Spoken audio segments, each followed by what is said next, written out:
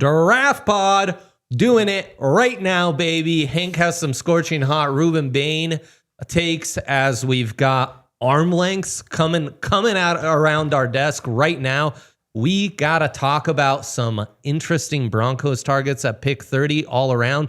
George Paton, Sean Payton comments. What's it mean for the draft? All that and a whole lot more starting now.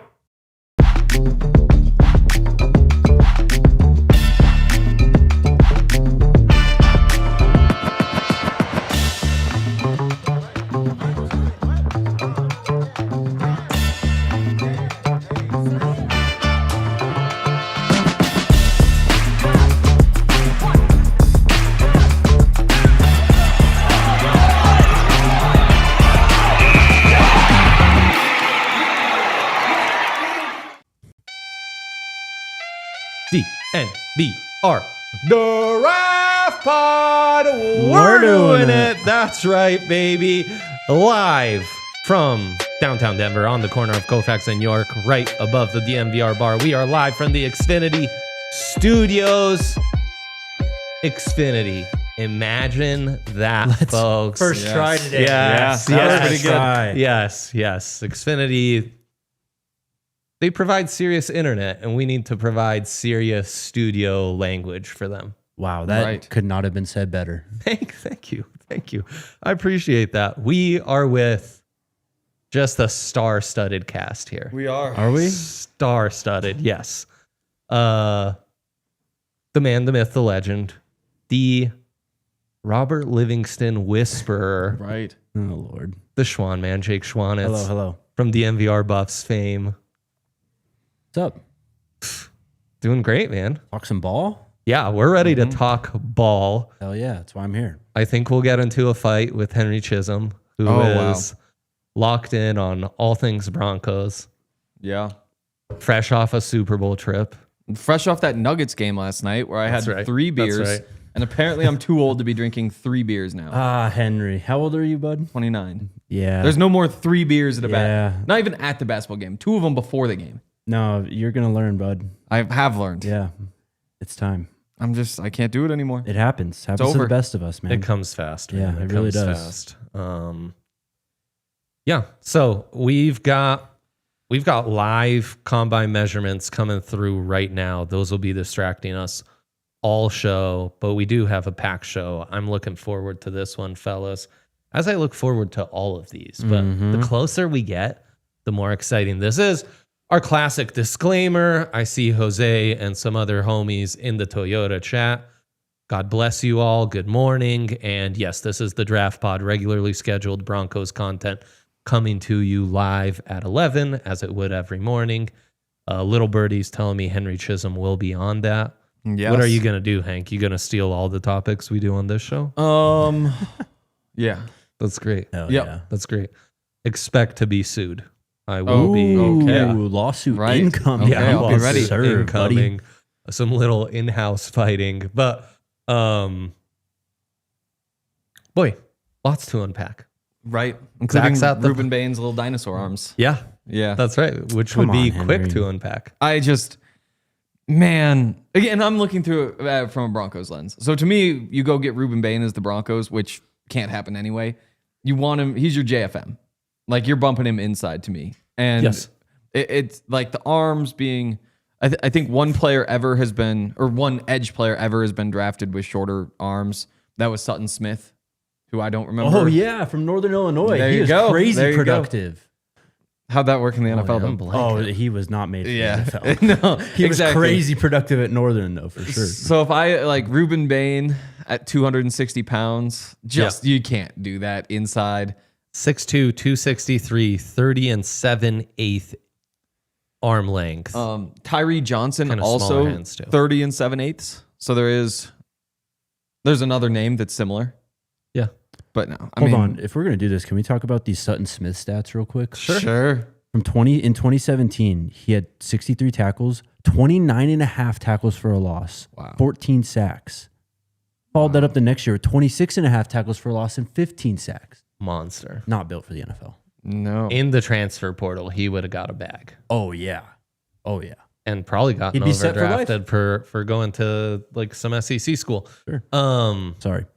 and then your guy Cassius Howell, also with very short arm length, Yeah. even shorter than Ruben Bain, 30 and a quarter, Yeah. which I'm told is shorter than 30 and 7/8. Right. Yeah. Don't touch that guy. Yeah, which the Broncos certainly wouldn't have, but the Ruben Bain discussion is fascinating because we had this 2 months ago, Jake, where we were like, sign us up. If the NFL overthinks this, be one of those smart teams in the final third of the draft, like the Ravens do every single year, where it's like, oh, wait, how'd Kyle Hamilton just drop in their lap? Man, it's actually been a while since they've kind of had a great hit. How did Lamar Jackson land in their lap? Right. That was a hit. I don't know. It Zay happens Flowers. I don't know. all the time. Yeah, it happens all the time. I wouldn't overthink it. More than the arm length, the 263 pounds to play inside and be that JFM replacement. JFM, I was looking him up at the combine. He measured like 278 and was 6'3".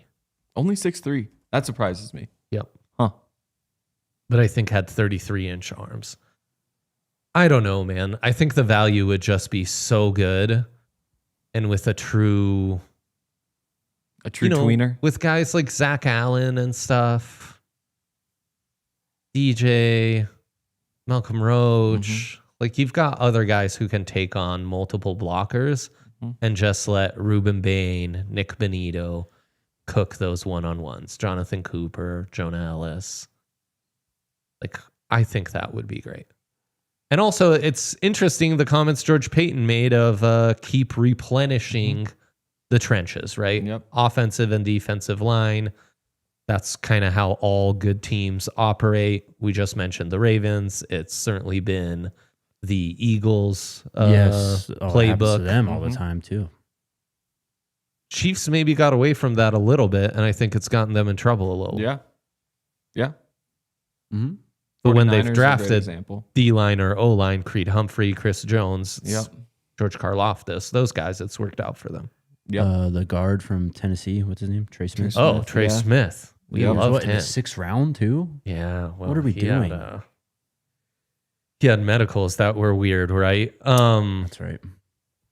So we were going to talk offensive weapons in the first part, but we can talk defense and the trenches. Whatever you'd like. This is your show, brother. Yeah. Another option I was thinking for the Broncos is Mizzou edge rusher Zion Young, Okay. who's Yeah. getting a lot of buzz post Senior Bowl.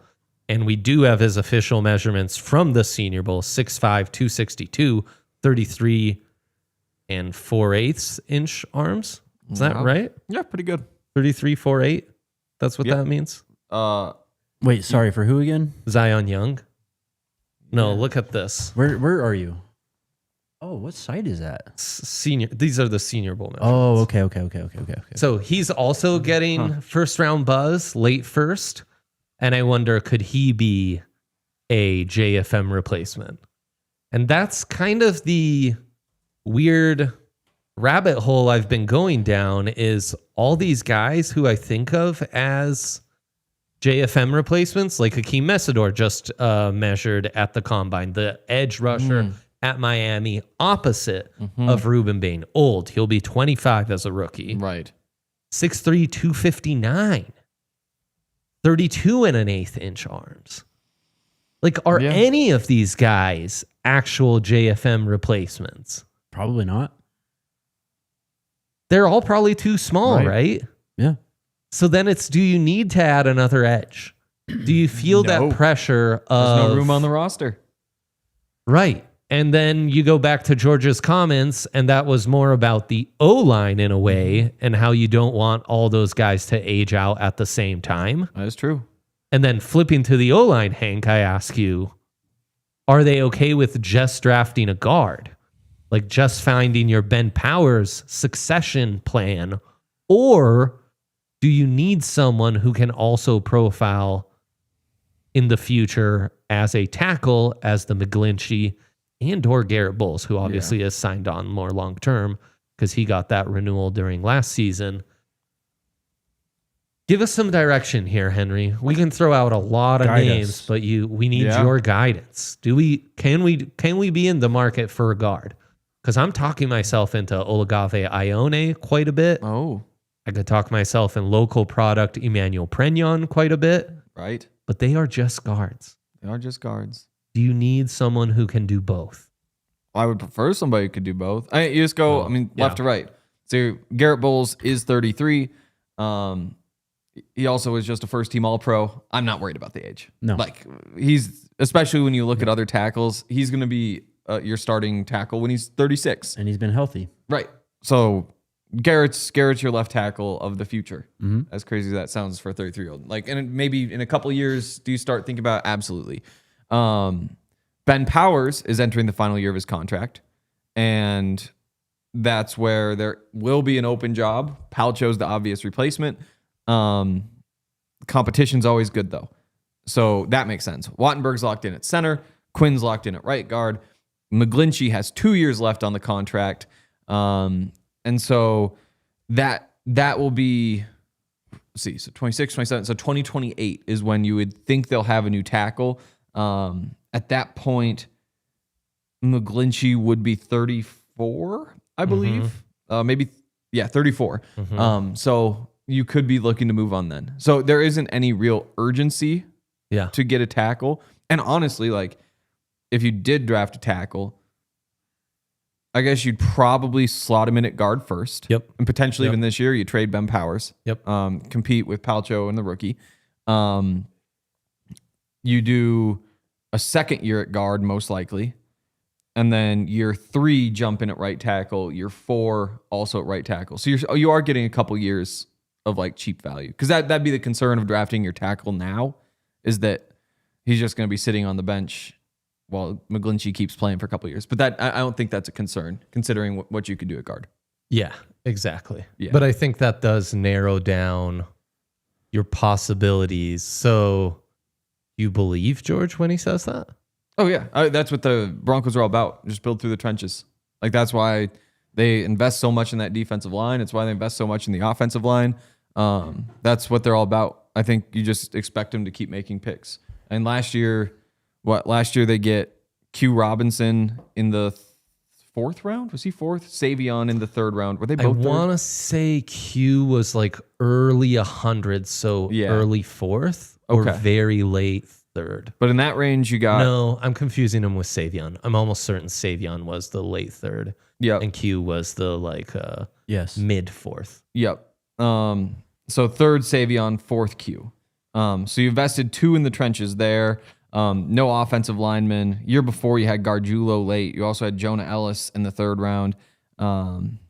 Year before you only get Forsyth, but you remember at the time they had just gone and paid McGlinchey and Powers, which is investment in another way. So they haven't invested too much on the offensive line. Every year they're using a pick or two. On the decent picks line. on the defensive line. So I think they would love to make picks on the offensive line. There hasn't been something that's lined up for them. They seem very just making decisions based off their board. Right. Type of organization. 100%. So I can't complain about that. They also like Frank Crum. We talk a lot about Palcho, but they like Frank Crum. Yeah, Frank Crum. I mean, that's the other thing is Palcho and Frank Crum look like there's something there. Right. Yep. We're going to keep this chat going. But first, a quick shout out to our friends at New Built. They are licensed general contractors who can help with any project, big or small. They're available 24/7 and truly care about being there for their customers. The over 600 reviews they've got online prove that. They'll work with your insurance to make sure a stressful process like this is as smooth as possible. That's always such a relief in these kinds of situations. Repair services offered: fire damage, water damage, mold remover, repair services, commercial projects. And the beauty is they're true DNVR fans, real homies. They're locked into our shows. They're all in on our stuff. Little Birdie told me they're all in on our draft coverage. So we love them for that. And they're excited to support our business and have you guys diehard support them as well. So When that home emergency hit, new build, restoration, and construction will be there at nubilt.com or 720-902-7472. Let them know DNVR sent you. And also a shout out to our friends at Common Spirit Sports Medicine. Athletes, weekend warriors, anyone who loves to move. For those experiencing any sports injuries or chronic pain, the Common Spirit Mountain region is home to an incredible sports medicine program, including their new sports center, Common Spirit Health in Parker. This team of qualified and passionate providers specialize in diagnosis, treatment, and prevention of sports-related injuries for all athletes, including your Denver Broncos players. Their experts understand the unique demands your body faces, so you'll get personalized treatment plans combining things like physical therapy, injury prevention strategies, and strength training. This isn't just about fixing what's broken.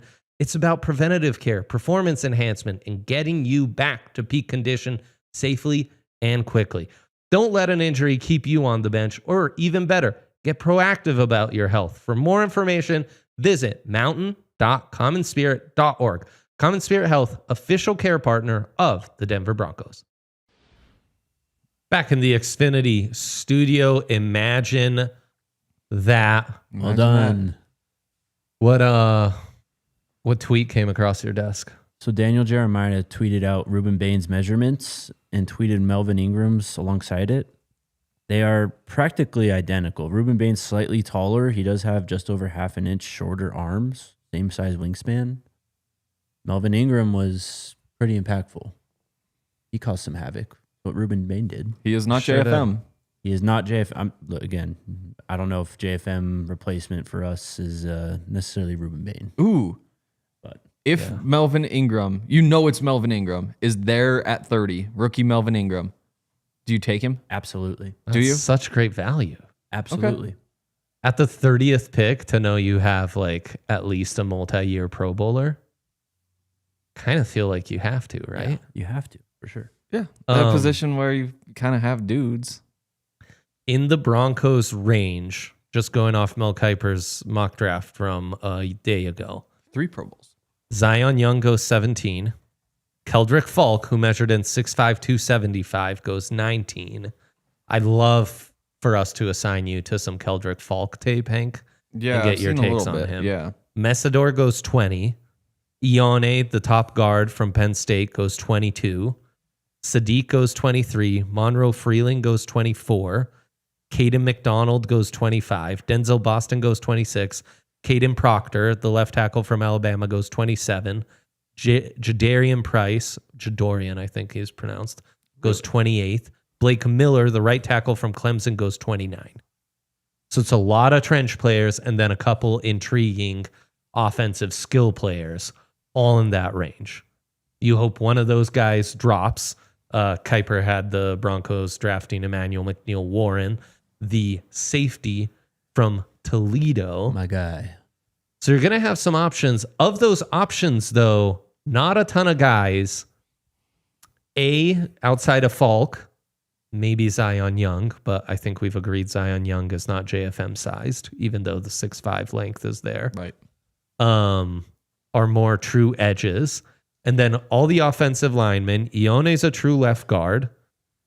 You've got Monroe Freeling, who's a true left tackle. I don't see that guy moving inside to guard. He's like he's a true linear offensive tackle, long guy. Caden McDonald, the run stuffing defensive tackle from Ohio State. I don't see almost any pass rush from him. I don't know that that's what you'd want for the Broncos, especially for a JFM replacement. Right. You've got DJ and Malcolm and Innie. You're set. Right. And then Blake Miller, the right tackle for Clemson, transition to guard. I'm not so sure. He's another kind of linear offensive tackle, more of a bruiser than Monroe Freeling, but not so. So it's really only Caden Proctor of those guys. And then Caleb Lomu, who doesn't go in this first round, the left tackle from Utah, he doesn't feel like a transition to guard guy. He doesn't feel like a future right tackle either. And Max Ihanor, Iheanacho. Thank you. God bless you. The Arizona State right tackle. Right tackle. He could be a transition inside. I think so. Yes. He's kind of bulked up. Yes, I and a think so. super athlete. So Proctor, Iheanacho are maybe the only ones in that range because the other guys, Mayuaga and Fano, Utah and Miami right tackles, they're going way higher. Oh, yeah. So the options, maybe we're talking more, day 2 for those trench players. I like Iheanacho. Yeah. He was very impressive at the Senior Bowl to me. How would you feel if they took him at 30, though? He was also impressive in that Texas Tech game, though we've talked about that. Maybe a little overrated. I wouldn't be mad at that. I really wouldn't. Would you? I would buy the upside. I'm not sure you're maximizing the pick. Like the other names I just listed, maybe with the exception of Blake Miller, I feel like have more upside. But I feel like you get into his conundrum where if you draft a true tackle, you're kind of just waiting for a couple years, unless an injury or something happens, right? In terms of the roster for the next year or two. You could cut or trade McGlinchey after this year. And Powers too, I guess, if Yeah. you really felt like someone could play. You could get out of McGlinchey a year early. But, I mean, I don't think he had the best offensive line in the NFL. I don't think they're in a hurry to be making moves. Our Mason Thomas goes the pick after us, though. I know. And he's another guy I'm really buying, the Oklahoma edge rusher. 0 cents for the Broncos. Yeah, I had never heard of him before and just assumed his name was a typo. No, that's his name. No. Because it's just the letter R Yeah. and the space Mason Thomas. Yep. That's Facts. That's kind of crazy. Yeah. You know what? It is. Those are insights you can't get anywhere else, folks. So yeah, I really wonder if it's more late second where you start to think of that O lineman, unless they're enamored with someone like Iheanacho. The pick that Mel Kiper gave, I'm not mad at either, though. So sell me That on would him. be So amazing. I only watched the highlights of Emmanuel McNeil Warren, the safety from Toledo. And like there's some plays in there. I also... There are some plays in there, aren't there? There's quite a It's few. like, it's like, Quite a oh, few. he looks good Good. against Kentucky. Again, insights you can't get I anywhere. think sometimes you look at like the smaller school guys and it's like, oh, look, he did it against Kentucky. Uh-huh. You're like, well, anybody else? Like who's? I'm sorry, Toledo? We're disrespecting the MAC now on this show? That's what we do. We're disrespecting Tuesday football? The Sac State clown show. That is the Whoa. lowest of the low. Whoa. But no, so like pick before Oh my Clemson. God. Like if Clemson played Kentucky, like that would not be the tape that we're like, oh look, like it's not. It's the best. It's the best you've got. Exactly. But I don't see. I'm not sure he's like this special enough athlete. How'd you feel Just sell about me on him. The Quinyon question was sell me on Mitchell him. from Toledo. He was fast.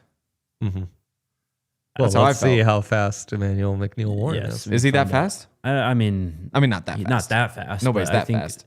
To me, it's the instincts from him. I mean, he is just read and react like almost instantly. He can play a single high. He's got great range. Single he attacks high. the football. And he's a dog. Yeah. 12 career forced fumbles. Yeah. Hank. 12. That's a lot. 5 INTs as well. Yes, he's rangy. He can play single high, but he's got instincts to mix and match with other guys. I think, again, and I think this is the Ben Powers and the Brandon Jones conversation. Yes. If you moved on for some cap savings from either of those guys, which I think could be on the table, then you do start to pivot to some of them. McNeil Warren, top of the class, though some Dylan Thieneman. I don't know. The Oregon safety is maybe jumping up higher on boards now. It is a nice single high safety class. Mm-hmm. Yeah. So and There's some good options there. you have Brandon Jones going into the last year of his deal. Yep. Safeties are cheap, so if they wanted to keep it together, Yep. I think the current contract is like $20 million over 3 years. It's going to be more than that, obviously, but 12 million, 13 million bucks in free agency to keep him. Again, like you'd love to save the money, and if you can even get a better player, which I think Brandon Jones is incredibly underrated. But I do too. A first round safety you would think could be like a total game changer type. It would make sense in some ways. As Dre said, though, there's some guys I really like in this safety class. Bud Clark, he's 102 on the consensus board right now. Bud Clark. Tell people about Bud Insanely Clark. productive. Insanely. This guy's been playing football for forever, first off. So his freshman year was 2020. So he started and played in that CFP game against Michigan and Georgia, whenever that was. TCU safety, 15 career interceptions, 21 career passes broken up, 214 career tackles. Just he's proven. He's played in 61 career games. He's been insanely impactful for them. He can play single high too. Maybe not as rangy or as athletic as some of those other guys we talked about, but that's why he's in the 100s in the on the consensus board. Yeah, AJ Halsey from LSU's really nice. It's a good safety class, man. Jalen Kilgore from South Carolina is a really nice player who we've kind of talked up before. Thieneman from Oregon, if he were to drop, boy, chat, how would we feel, though, if they drafted another DB?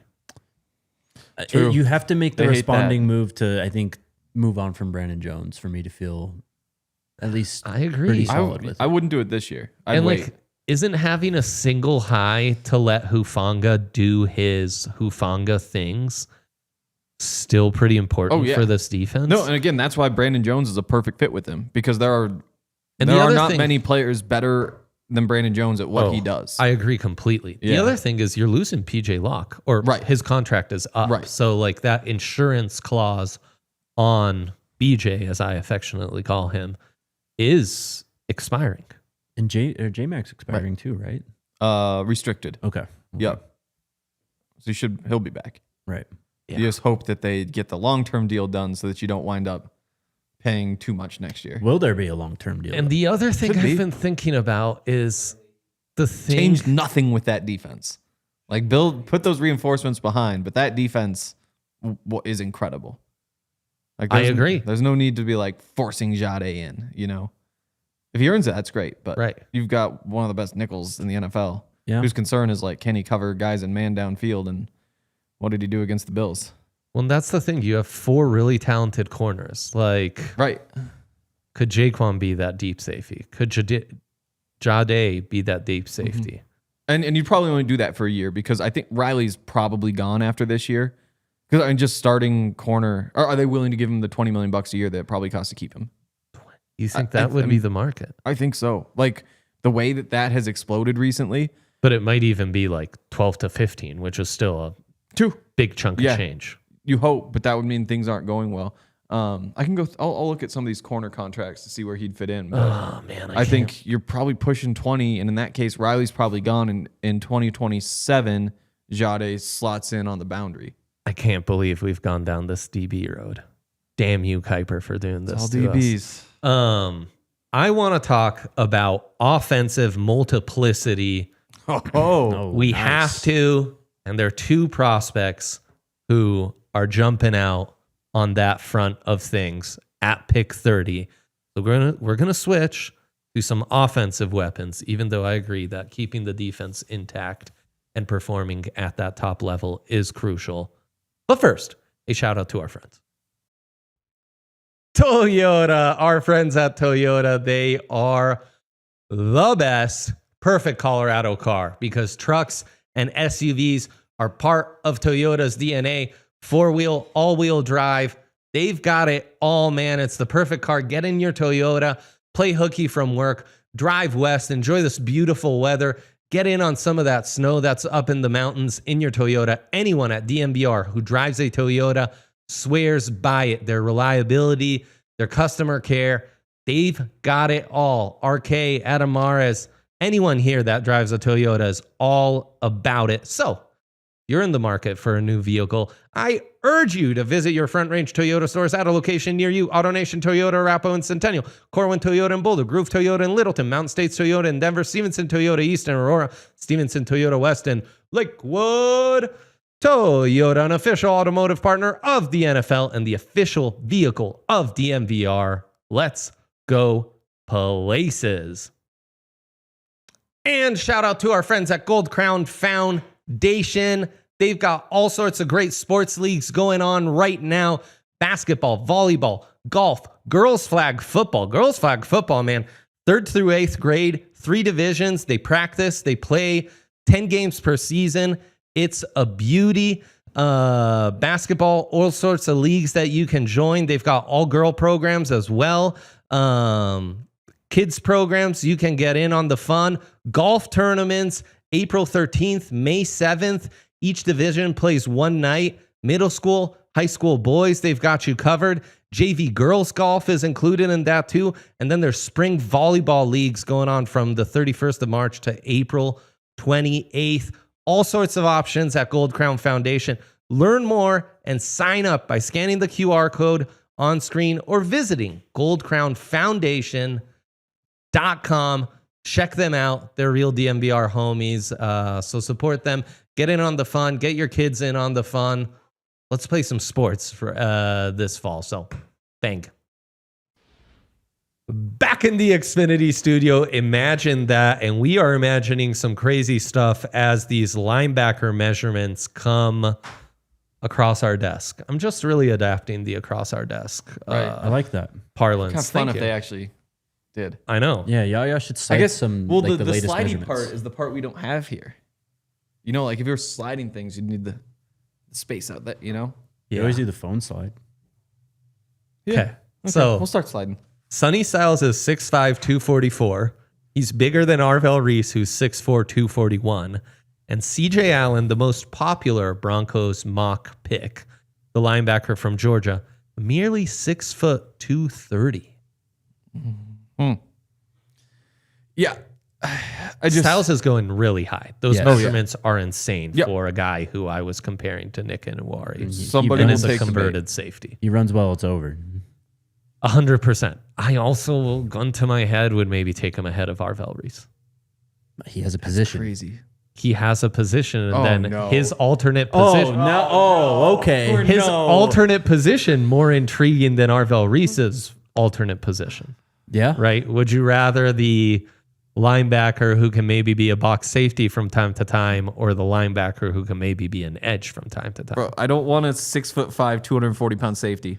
I'm just uninterested. If Doesn't that sound amazing? No, if I want a safety, I want a guy who's 205 and can run. But he's playing like box, like star. Well, we Yeah. just sold you on it, McNeil Warren. It just feels like 6'2", over and over. 205. It's 205, yeah. Yeah. Not freaking 240. Like, that's just not a body type that I think that there's a place for. We're not asking him to run single high, though. No. Yeah. You're asking him to be a tweener. And just kind of like hang out in that little You're asking him to space be over like there. like a nickel sub linebacker Yeah. type. Like Give me, I Nick want, Inouye, Hank. I want quick, twitchy nickel. I don't want big, boxy, run so stuffing then what nickel. if he runs a 4-4? I want side to side. Give me those shuttles. Okay, then he has a. Isaiah Simmons ran a 4.3 something. Tweener. Well, It's kind of fair, honestly. yeah. The other thing is we do have Vance Joseph as a defensive coordinator. Can he resist? The man who famously, well, I mean, look, I think a lot happened, but Right. he was the coach of Isaiah Simmons as things didn't work out for him in and the NFL. Zaven Collins, Andrew Sanders. Yeah. Andrew Sanders. I still believe. And Baron Browning. See, exactly. He's gonna you know? take a shot at some point again. I know. Yeah. well, luckily, I don't think Vance is calling the shots. Well, of there's course a, not, There's a but chance just that Sonny giving an Styles opinion. does just like break the NFL. Because like, look at it, like there's a chance it just works. He may just be a really good linebacker, right? Let's not overthink it because of the fact that he used to play safety but was an outstanding linebacker last year. I kind of like, yeah, and they're bumping him out and he's overhanging and he's still playing Yeah. in the nickel and the star. Like, it's not. That's Inouye, yeah. Yeah. I mean, Evan Engram is good. I just. What do you mean? He's a unicorn. He won the Super Bowl. Right, he's a unicorn, and Yeah. they're just. If you haven't noticed, unicorns don't run in herds. They're kind of, What a that's the quote. point of the unicorn is that quote. there's just the one unicorn. I need a quote graphic. for Wow. that. Yeah. So Um, just yeah. And then he's gonna go up the draft board. I think there's a chance that he's either like an all-pro type player, but there's also a chance that he just like is totally positionless and there isn't much of a use. And the middle ground is where I struggle. Isaiah Simmons, like we've seen it. But he's not Isaiah. He has a position. Yes, What is had- it? You're he's trying to an sell me? off-ball linebacker. I thought you were saying he's a nickel. he's at No, but he 182 tackles the last 2 years. He Hank. could he could play some of that box safety is what I'm saying. Yeah. Like when you're like give me he could the be that. Ufunga build over that guy build if I'm looking for a box safety. for sure, That's for what I'm saying. Is CJ Allen too undersized? You're giving Yes. Ruben Yeah. Bain heck. But is CJ Yeah. Allen at 6 feet 230, as you maybe would like for him to be a rangy cover linebacker? Because if you're drafting linebackers, what you need to be able to do is just stuff the run. That's what makes you like a playable NFL linebacker. What makes you like a good linebacker that like teams are excited to have you and you get drafted highly, you have to be, then you add like the special sauce of coverage, Yep. which just isn't nearly as important for a linebacker as being able to plug an A gap. Sure. So Jose, our linebacker whisperer, is saying Allen is too small, bro. Yeah. He'd He be- kind of is. hate to he be might that be guy. and he might be. Yeah. It makes you want to go back and watch. I think that's probably my answer. For sure. It's like what happens when he's trying to do those things in the trenches. Yeah. How about Jake Galday measuring at 6'4", 239 though? He's good. We got to see how the athletic testing sure. goes, because I think that's the only question with the Cincy linebacker, Yeah. who has been mocked to the Broncos from time to time. But I teased offensive weapons, You did. so we're gonna ignore these combine measurements for a second. Jaderon Price, the second running back for Notre Dame, is starting to get some late second round buzz or late first round yeah. buzz. He's off the board in the Kiper mock. Yes. Yeah. The Broncos make 2 the pick. picks before. Kind of the consensus RB2. He is as unique a running back prospect as we've seen. Is And he? it's because he really doesn't fit the mold of what you would think would fit. I think I have a comp for him. Please. Oh. I think he's a quicker, more athletic, but less violent Javonte Williams. Quicker, more athletic, less violent. Okay. Like it's more contact balance and running through arm tackles as opposed True. to just bowling people True. over. But he's got these like massive runs that he breaks up, and Javonte had some big runs. It wasn't 70 yards to Right. the house type stuff. There is like the top end speed. He can that- catch the ball out of the But you get- backfield. Similar to linebackers, top end speed for running backs is like the last little cherry on Yes. top. Like it's not the thing that's gonna For like sure. make you, but it is like a nice bonus when it's like, oh, he found the hole, he broke a tackle, and now he's out in space and he's going to take advantage of it. Like so many things need to go right before it matters, but he does have that. Yes. He's a downhill one cut back, but he is that explosive. Like Fran comps him to Felix Jones, another famous RB2 on his team who went in the late first. I see maybe some Rashad White. I see some James Cook when he was at Georgia. He's also a kick returner. I mean, this kid averages Yeah. like a touchdown every 10 touches. Yeah. He had 12 kickoff returns. 2 went to the house. Yep. 1 was a game changer against USC. The one regular season game they won against like a Right. really a ranked opponent. He also had another 100-yard kick return against Purdue. The contact balance and long speed really shows up there. He can beat guys to the corner with ease. He can press the edge really nicely. Yep. I think he's got good vision. Could be more patient. It's something Right. Fran underlines. Like he can. There are really moments get when it looks good. on though. an yes. O-line There are moments for where he sure. finds, yeah. I think he's got good contact balance. It shows up in the return game, but it's not power. Yes, which is right. why you're 100%. taking that off the Yes. Javonte comp. Right. Though he is like 5'11", 6 foot 210. Yeah. So in some ways, he would complement RJ as more of your downhill between the tackles runner, but give you some home run threat ability. Wasn't used a ton in the passing game. But I mean, he's had plays in the passing game. well, that's the thing. He had 6 receptions. Right. 2 of those were touchdowns. Yeah. Like the guy just lives in the end zone. The production is limited because he was RB2 to Right. Jeremiah Love. And you look through the games where he got the most carries were the games where like Notre Dame's up by a bunch because they're just Sure. killing whoever. And so you might get a couple skewed numbers because it's like, oh, you're up by 30 on whoever. But still, like, He looked good against Miami. He looked did. good against A&M. USC. yep. And you don't produce that much with limited carries unless you do have good vision. Right. And you're like finding the right hole more often than not and running well. But, raw as a pass catcher, raw as a pass blocker, So he's a weird one. Like you want to say, oh, he could be the Alvin Kamara of this offense, but his game's way different. His game's much more meat and potatoes with some of that game-breaking speed on top of it. Right. So he would complement RJ. I'm not even sure though. Is he my RB2? Because Jonah Coleman from Washington, 228 pounds, but 5'8". So it's almost 230 pounds on a compact, low to the ground frame. Has more experience as a pass catcher. I feel a lot better about him in pass pro. Some Samaje to him. Yeah, for sure. And Katron Allen maybe has some. I mean, that's just a big downhill runner. He was taking plenty of dump offs and stuff at Penn State. So I don't know. It's like he'd be a sexy pick. He'd be fun as a weapon in Sean Payton's offense.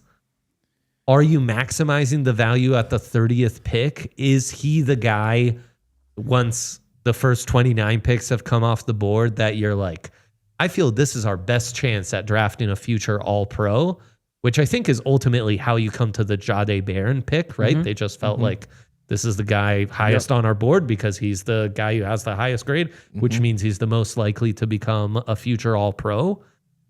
It's hard. It's going to be hard for Jaderon to be that at the 30th pick.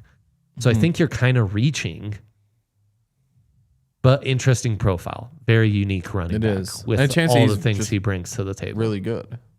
Like he looks like a running back who could just be like almost has some Dalvin Cook to him. Yeah. Back when Dalvin was good. Absolutely. But yeah, I like him a lot, man. I don't know. I liked him a lot during the season too. I know it's like a RB2 that you're potentially drafting to be a bigger role in college and stuff, but strange. Oh, I know. And it's also weird going from him to the Jeremiah Love tape because like I like Jaderon. Jeremiah Love though is a whole other level. Yeah, he's different. I mean, and if Jeremiah Love didn't have Price taking some carries away from him, we're probably talking about him as a Genty type running back. Yeah. Sure. And he is third on my board. He reminds me a little of Judkins in his run style, but he's also got some Travion Henderson stuff to his game. He reminds me a little bit, as I said, of Rashid White. I think there's some things in his draft profile that are reminiscent of Jahmyr Gibbs. Yes. In some ways. Yeah, he's explosive, man. 100%. In fact, I think he could run well, and all of a sudden this conversation becomes a little more intriguing. So watching him and prepping for this show, I liked him more than I expected to like him. Yeah. I liked him throughout the season. Yeah. He flashed to me enough during the season that he was a yes for me.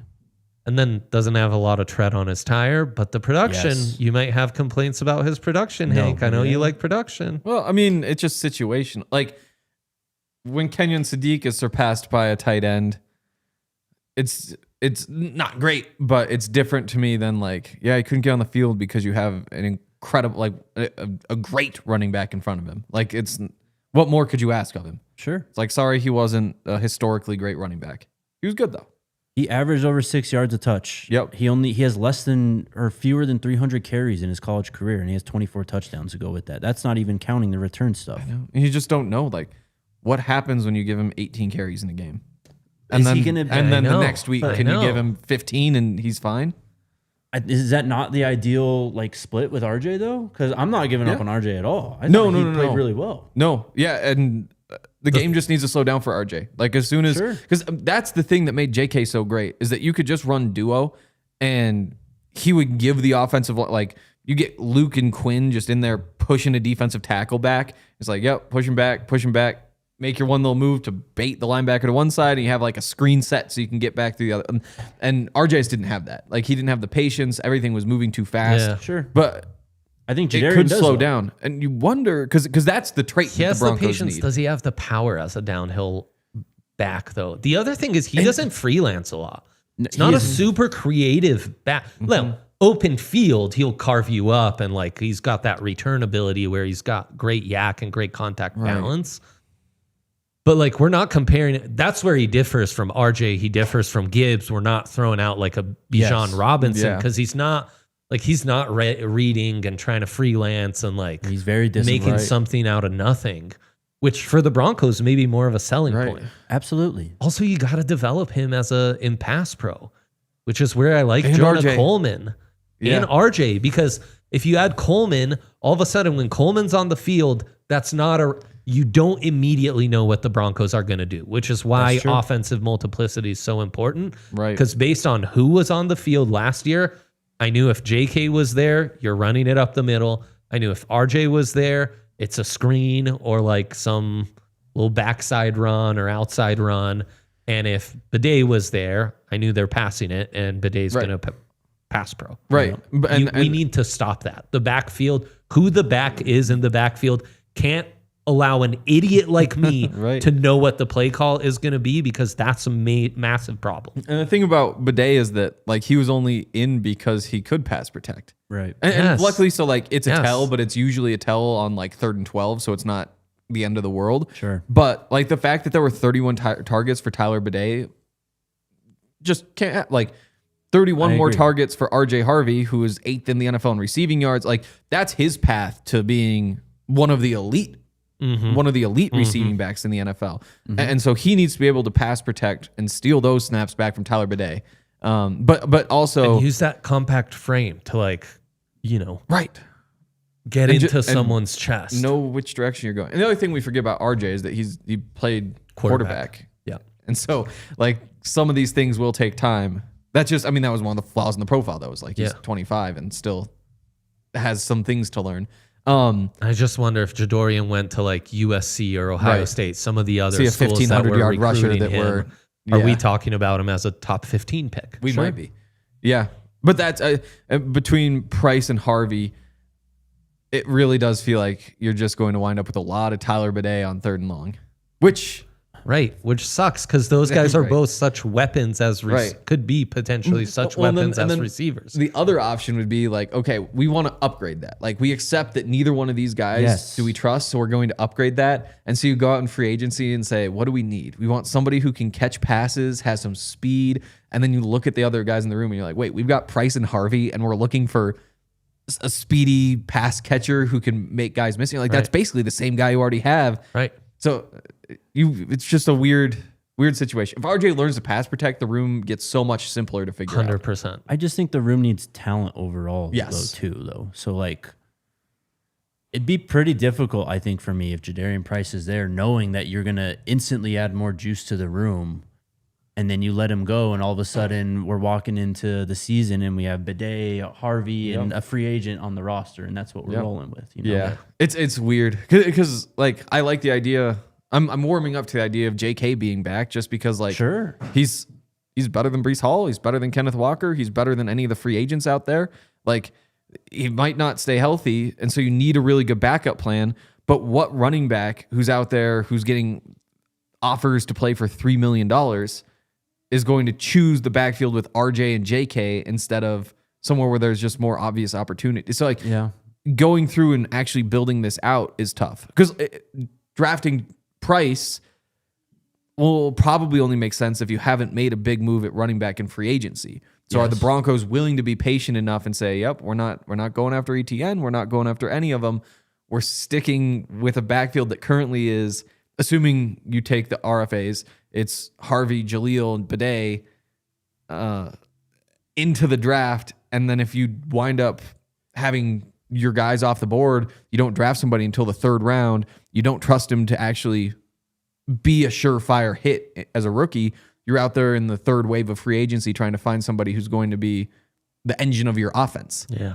It's weird to figure out how you play it. And running back is the one place where it is easiest to do exactly that. So that's why it's possible. You got to be responsible with the running back too, though. Like you have to obviously have a plan. You can't. I would hate to drop a ton of money on one of these guys in free agency, honestly. Yeah. Especially at the running back position. I would love to drop a lot of money on a running back. There isn't one worth doing it for. Totally. I mean, yes, if there's K9? Who? K9? Or ETN? ETN's interesting. I like K9 a lot. Yeah. Also, Price, that's another comp. Like, he does remind me a little bit of Clemson ETN. Yeah. Harvey, in some ways, has some ETN in him. Also, Jonah Coleman feels like really a Sean Payton back. Oh, yeah. If you like Audric Estime, how could you not? Or if you like RJ Harvey. Oh, receiving stuff? Yeah. Okay. Also compact like frame and Right. like lateral True. movement. Pass catching versatility. I think that all checks out for Coleman. You mentioned Sadiq. First off, Sadiq was the leading tight end at Oregon in receiving yards. He beat Jamari Johnson by 50. In the regular season. Or You seem overall, to probably. insinuate otherwise. Well, just so they played the 3 CFP games. The other guy had more yards in each of them. Jamari He also had 2 touchdowns. Sadiq didn't have a touchdown. So that end of the season stretch is where that came in. Fair. But just for the season. And this combine feels massive for Sadiq, who was like 11th on the freak list. Shout out Bruce Feldman. It's his time of year. 41.5-inch vertical. Also, I was reading in the draft guide, which become a diehard. There's an awesome sale going on. Reading the draft guide for all these guys to prep was amazing. There's so much stuff in there. It's incredible. One of the things that Fran Duffy mentions in the All City draft guide is that Sadiq also ran track in college and ran an 11:06 100 meters. Okay. So that's the kind of freak athlete you could have at tight end. Yeah. A guy who's running a 100-meter dash in 11 seconds, almost flat, and has a 41.5-inch vertical. Like, that's explosiveness. And I love his blocking. So that's the pros. The cons is going to be how small is he? That's what I worry about. Because we could have a Ruben Bain here where, like, yeah, he's listed at what, 6'3", 245. But if that becomes 6'2", 238. A 6'2" tight end. Yeah, it's tough. That scares me. And my the greatest weight, selling obviously, too. point is his blocking. Because, right, the athleticism's nice. But as you're alluding to with the production, there's upside as a receiver, and there is some production. But this isn't Harold Fannin Jr. This isn't Tyler Warren. This is much more like Elijah Arroyo. We're dreaming on the guy. There's upside as a receiver. The athleticism's obvious. But, you know, the route running, all that kind of refinement needs to still be fine-tuned. So what you're really buying is the blocking. But if he doesn't have the size to be a true, like, inline tight end, has that adjusted our multiplicity? Or did that just add another kind of nice gadget weapon a la Evan Engram, while different? It's a fun conversation with Sadiq. And I think one that the combine, like Price, if he runs out of this world, the combine will give us a lot of context and color this conversation quite a bit. With the measurements being by far most important, right? Because like you're interested in the 40 time, you're interested in a lot of that stuff, but to me the size is the one thing that I agree. Like could make him a top 10 prospect, or also make him like I'm not touching him in the first round if he's like 6'1" and 7/8. That'd be tough. It would be terrifying. That'd be tough. Because he's a tight end. Yeah. And I don't think he's that small, but it's interesting. So He's also really young, though. right. He's going to be 21 at the start of season.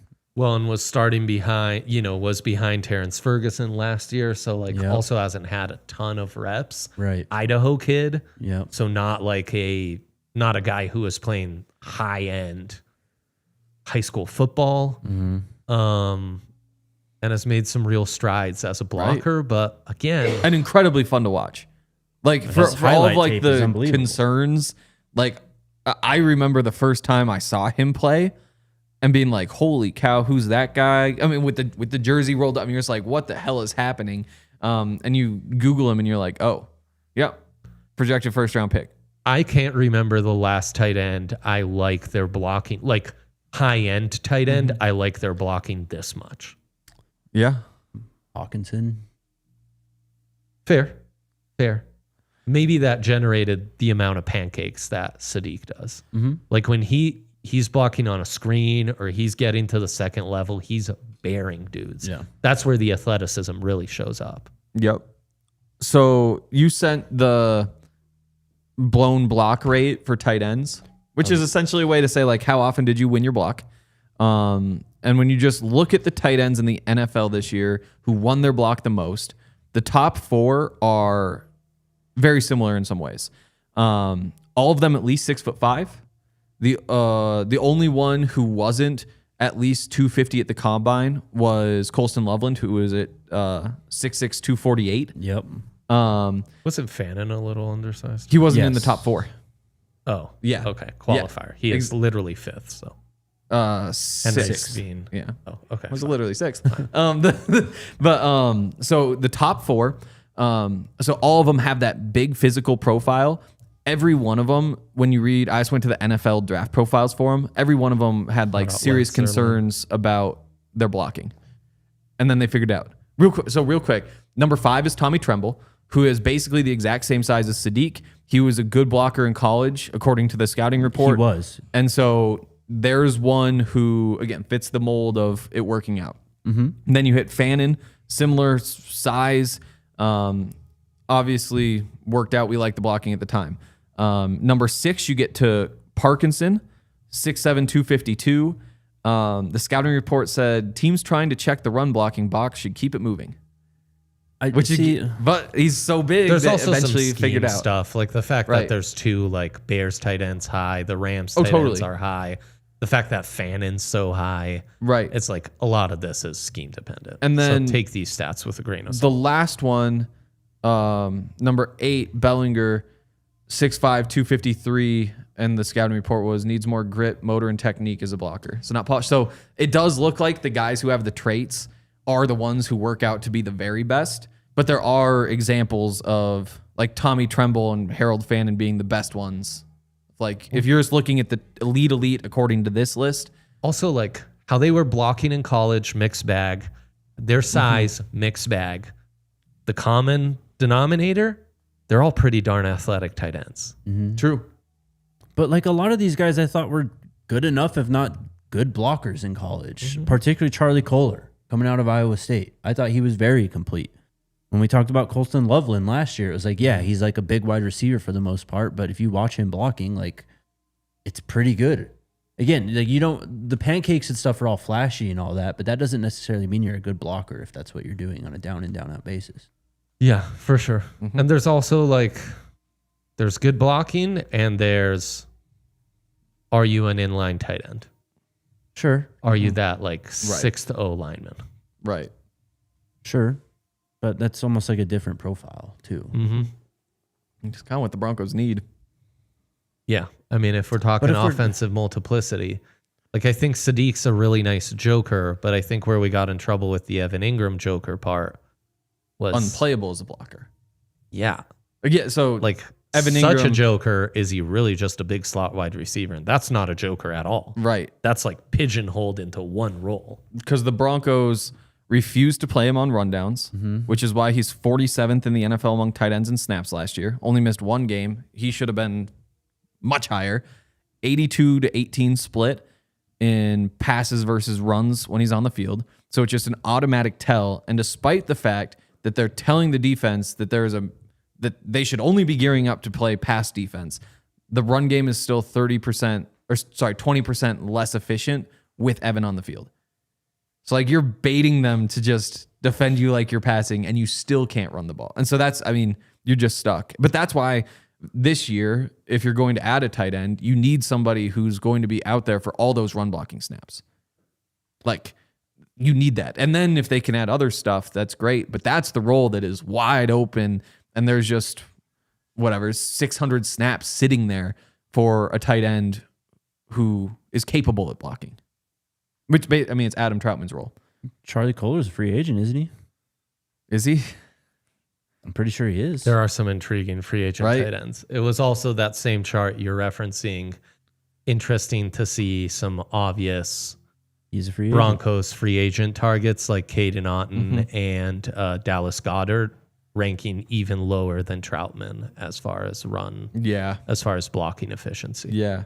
Because Troutman's just like your baseline right now. Like you can bring him back. He knows the offense. He teaches the offense to a lot of guys. Like culture guy, has played that role about as well as he probably can. It's just whether you want to go for the upgrade. Yeah. And how sure are you that it is going to be an upgrade? Yep. We're going to overtime real quick. Go to the website to keep this conversation going. Yeah, it's an interesting one, and it's why as much as we can poo-poo the combine,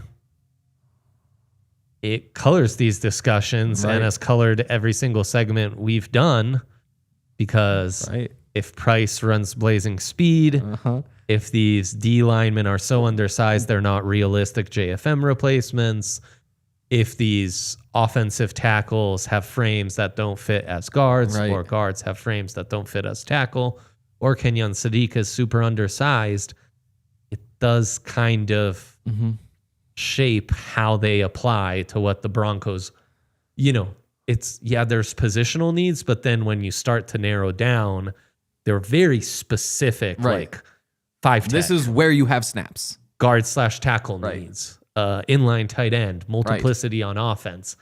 That's where you get more. Right. And as the worst part of the Sadiq conversation for the Broncos is that they only have a chance to draft him if the combine doesn't go well. Oh, for sure. Like if Sadiq measures in at 6'4" and 245, we're gonna be like, oh my God, this guy's perfect. He's everything you could ever want. And he's gone at pick 9. Yep. Like 100%. And that's just the killer about pick 30 is we have all these conversations and the guys who check the boxes we want checked, like, yeah, okay. Yeah. Well, we'll trade next year's first and maybe that's enough to go get you. So it sounds like free agent, running back, and tight end, huh, boys? It's the responsible way to do it. We need to draft responsibly. And try to re-sign Palcho, and then you can focus on the trenches in the draft. Right. That's where you find your JFM replacement. Palcho is an interesting one because so you always just assume restricted free agent. Maybe the DBs in the draft. We have too much time to talk about them. Yeah. We'll get to them. But it's with the restricted free agents, you always just assume they're back. Palcho's interesting though. Yeah. Because would a team be interested in saying like, we'll give you $4 million a year based on, there's a significant amount of tape now that shows he's a starting guard in the NFL. Well, and also what that $4 million a year you just threw out, if you cut Powers, you're saving about 8-ish. Yeah. So is it worth saving only 4 to then put half of that towards Palcho? I do think that Powers is better. But is Powers here past this year? Like, are you willing? Because I think the current contract's like $10 million a year. That's going up. That's closer to 20 than 10 easily when he hits free agency next year. Are you willing to pay that? And even if you are willing to pay it, would you rather get slightly younger? Because what? Palcho's 100%. Palcho will be 27 when the season starts. Powers, will he be that old? Yeah, he'll be 31 when the season starts. Or no, he'll still be 30 when the season starts, but he'll turn 31 during the season. You're getting younger by just 3 years. Yeah. Yeah, 4 years. 3.5. Yeah. Nice. Split the difference. Right. Yeah. Decisions, boys. Mm-hmm. Fascinated by it all. Yeah, that's the other thing is like we can talk all this philosophical thing, but all these decisions aren't made with a wide lens. They're made in a vacuum, right? Yeah. And so it's who comes up, who's available, and is it worth taking the risk with the reward that they each bring? I love this stuff. I love doing this stuff with you. Great work from super producer Yaya on the 1s and 2s. Tune in at 11 for Hanky and the Broncos. Tune in at 1 for Jake and the Buffs. We never got to your Rob Livingston thoughts. Good coach. We'll see if Vance ends up moving on. I think he'd be a solid DC replacement, but good coach. I'm not going to put last year on him when the players on the field just could not tackle. A lot of nickel stuff. Man. Like, I think if I'm Jaquan, I'm Jade, I'm intrigued by that hire. Yes. You reminded me with the not tackling thing. Do we have time for a really quick Rico Dowdle take? Sure. Oh, let's go. I love him. He had like almost 400 yards over the course of 2 games against the Dolphins and the Cowboys, defenses that just refused to make a tackle. And the rest of the season, he was pretty mid at best. That's kind of my take. He might just be a bad defense merchant. I think he's a good player, though. Okay. I wanted him last offseason. I did too. Okay. Is he, does he give enough as a meat and potatoes between the tackles runner? Like, okay. That'll be a fun discussion as well. All right. We'll be back next week. Thank you all for tuning in. God bless you. Mile high salute to you all. Bye. We all silly like the mayor.